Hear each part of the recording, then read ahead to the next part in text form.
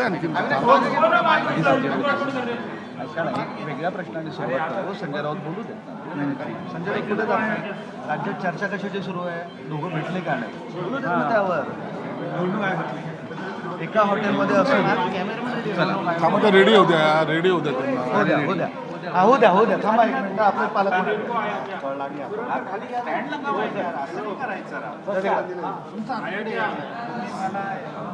झालं का? हां ओके. खूप जोरदार चर्चा सुरू आहे की मुख्यमंत्री आणि उपमुख्यमंत्री एकाच हॉटेलमध्ये होते. 100 मीटरच्या अंतरावर दोघं होते. एकमेकांना भेटले नाही. युतीत बेबनाव आहे अशा चर्चा आहेत आणि ही न झालेली भेट बळ देणारी आहे. नगरपालिकेच्या या निवडणुकीमध्ये भारतीय जनता पार्टीचे नेते मुख्यमंत्री देवेंद्र फडणवीस साहेब असतील, एकनाथ शिंदे साहेब असतील, हे वेगवेगळ्या ठिकाणी आपल्या सभा धडाक्यात त्यांच्या सुरू आहेत. मग अशा वेळेला एकत्रित येणं याला आम्ही जास्त महत्त्व देत नाही. आता रात्री ते या हॉटेलमध्ये आले.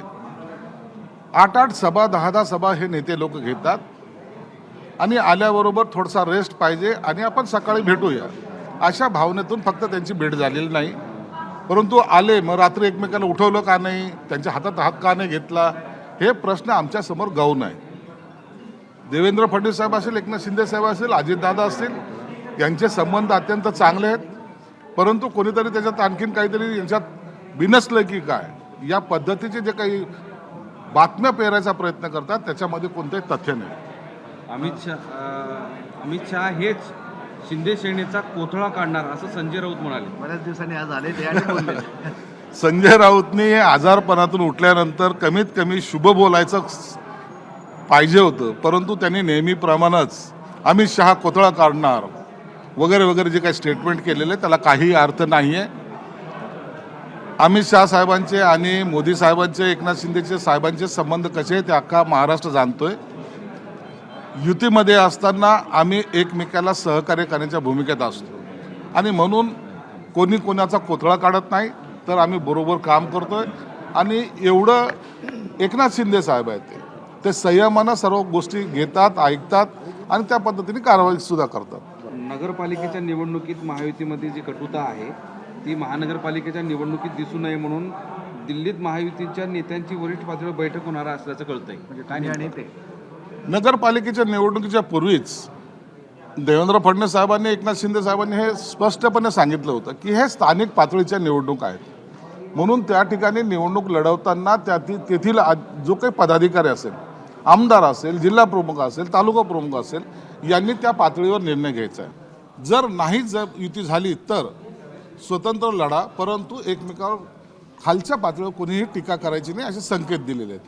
म्हणून या निवडणुकीमध्ये जर तुम्ही पाहत असाल, भाजप पण आहे, राष्ट्रवादी पण आहे, शिवसेना आहे, हे सर्वजण आपापल्या पद्धतीने लढत आहेत आणि मला वाटतं अखेरला याचा शेवट हे गोड होणार आहे. 35 आमदार तुमचे फोडणार आणि तुम्हाला वाटते तुमच्या मागे अमित शहा आणि अजून एक जण आहे दिल्लीमध्ये, तुमच्या मागे कुणीही राहणार नाही, तुमचे हाल होणारच आहे असंही साहेब संजय राऊत म्हणाले. 35 आमदार फोडणार, 10 आमदार फोडणार, काय हे जे आकडे असतात ना, अशा पद्धतीने नसतं होत राहत. ही जी काय कार्यपद्धती जर शिकायची असेल तर आमच्याकडून शिका ना. 1.5 वर्ष आम्ही सगळं प्रॅक्टिस केल्यानंतर सुद्धा तुमच्या बुडाखाली कधी गेले निघून सर्वजण, तुम्हाला सुद्धा ते कळालं नाही आणि ती खुर्ची ओढायचं काम सुद्धा आम्हीच केलेलं आहे. म्हणून आम्हाला कोण फोडणार या भ्रामक कल्पनेमध्ये त्यांनी राहू नये. आम्ही मजबूतीने आहोत, एकनाथ शिंदे साहेबांच्या नेतृत्वात काम करत आहोत आणि आमच्यातला कोणीही एकही माणूस इकडे तिकडे जाणार नाही. सांगोल्यामध्ये शहाजी बापू आणि शेकापच्या कार्यालयावर भरारी पथकाने रेड मारलेली आहे. सत्तेचा दुरुपयोग होतोय अशी टीका होते. पैसे वाटप होत होतं तिथे पण. शहाजी बापूंनी 2 दिवसापूर्वी जे काही स्टेटमेंट दिलं त्यानंतर झालेली कारवाई यावर शंका घेण्यासारखं निश्चित आहे. याबद्दलचं गांभीर्य समजून एकनाथ शिंदे साहेबांनी त्याची दखल घेतलेली आहे. निश्चित ते वरिष्ठ पातळीवर यावर बोलले असतील, परंतु झालेली तातडीची कारवाई मला वाटतं ती योग्य नव्हती. एक वाक्य तुम्हाला सांगतो, नैतिक बळ नाही आणि नैतिक बळ नाही, अमित शहाचे ते राजकीय आश्रित आहेत आणि आश्रिताकडे स्वाभिमान संघर्ष गोष्टी बिनकामाच्या ठरतात आणि आश्रितांनी फेकलेल्या तुकड्यावर जगायचे असते असे संजय राऊत. अहो, एकनाथ शिंदे साहेबाकडे बळ नाही तर कशाला त्याच्या विरोधात बोलता तुम्ही? एकनाथ शिंदे साहेबाला काही कळत नाही तर कशाला त्यांच्या विरोधात बोलता? एकनाथ शिंदे साहेबाला संघटन करता येत नाही, कशाला त्यांच्या विरोधात बोलता? आज अशी परिस्थिती झाली की एकनाथ शिंदे साहेबांचं नाव घेतल्याशिवाय तुमचा दिवस निघत नाही. हीच खऱ्या अर्थानं एकनाथ शिंदे साहेबांची ताकद आहे. एकनाथ शिंदे साहेब जे ठरवतात ते करतात हे अख्खा महाराष्ट्र जाणू नये आणि त्यातल्या त्यात हे हा विरोधी पक्ष जाणू नये. म्हणून एकनाथ शिंदे साहेबांनी जर एखादा ठरवलं तर ते कोणतंही कार्य असो ते पूर्णत्वाला नेतात. म्हणून एकनाथ शिंदे साहेबाला टार्गेट करण्याचा प्रयत्न हे लोक करत असतात.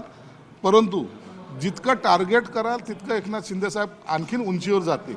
महाराष्ट्रामध्ये आज एकनाथ शिंदे साहेबांचा चेहरा हा सर्वांना आवडतोय, सर्वजण त्यांच्या पाठीशी उभे राहत आहेत. हीच त्यांची पोटदुखी आहे. म्हणून एकनाथ शिंदे साहेबाला टार्गेट कसं करायचं, त्यांच्यावर आग परकड कशी करायची, ते त्यांचे आमदार फुटणारे कसं बोलायचं, या सगळ्या बाबी ज्या आहेत ना मुद्दामून कुठेतरी डिस्टर्ब करण्याचा प्रयत्न करतायत. परंतु एकनाथ शिंदे साहेब सर्वांना पुरून उरतील आणि अत्यंत हे नेतृत्व महाराष्ट्राला दिशा देणारं असणार आहे. सीएम असे म्हणाले की या निवडणुकीमध्ये आम्हीच सगळ्यात मोठे असू, याबाबत वाद नाही. माझे मित्र पक्ष सोबत आहेत, पण ते दुसऱ्या आणि तिसऱ्या नंबरवर राहतील. ते ठीक आहे, त्या निकालानंतर कळेल. आम्ही कधीही असा आग्रह केलेला नाही आहे, कधीही आम्ही असे हे बोललेलो नाहीत. परंतु ही निवडणूक कार्यकर्त्यांची आहे. ही निवडणूक तेवढ्या जोमाने, जोशाने आणि ताकदीने लढवायची हे शिंदे साहेबांनी आम्हाला सांगितलेलं आहे.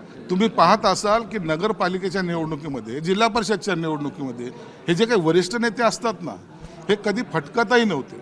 आज उबाटाची परिस्थिती काय? त्यांच्याकडे त्यांचे उमेदवार किती उभे आहेत विचारा त्यांना. उमेदवार उभे नाहीत. काही लोक विड्रॉ करतायत. लातूरमध्ये 11 लोकांनी फॉर्मच विड्रॉ केले नेत्यांचं लक्ष नसल्यामुळं.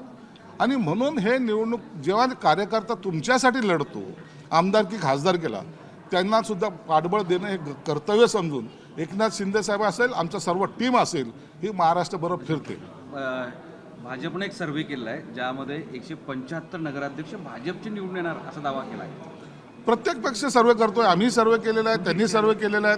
आम्ही ह्या सगळ्या आकड्यावर जाणार नाहीत. आम्ही मेहनतीवर विश्वास ठेवतो आणि आमची मेहनत निश्चितच फळायला लागेल आणि आमचे अनेक नगराध्यक्ष आणि नगरसेवक निवडून येतील. नाही, त्यांचे 175 निवडून येत असतील तर तुमचे काय? अशा आकडेवारीमध्ये आम्ही जात नाहीत. आम्ही लोकांवर हे सोडलेलं आहे आणि जेव्हा त्यांचा रिझल्ट येईल तेच खरी आकडेवारी आम्ही मानतो. सध्या एकनाथ शिंदे त्यांच्या व्यासपीठावरनं नेत्यांना फोन लावतात आणि प्रश्न सोडवतात. आपण बघतोय गेली काही दिवस त्यांचे काही व्हिडिओ व्हायरल होते, त्याची मिमिक्री केलेली आहे. मी तुम्हाला वाक्य वाचून दाखवतो. ओमराजे निंबाळकरांनी, हॅलो उदयजी, मी कळंबमध्ये आलोय. इथलं एक हलगट दूध देत नाही. मंत्र्यांनी म्हणायचं एक सर्वी दूध काढून 2 दिवसात पाठवतो. कशाला हाणाव आम्हाला, काय बी आलं की हॅलो. फुल मिमिक्री केलेली आहे.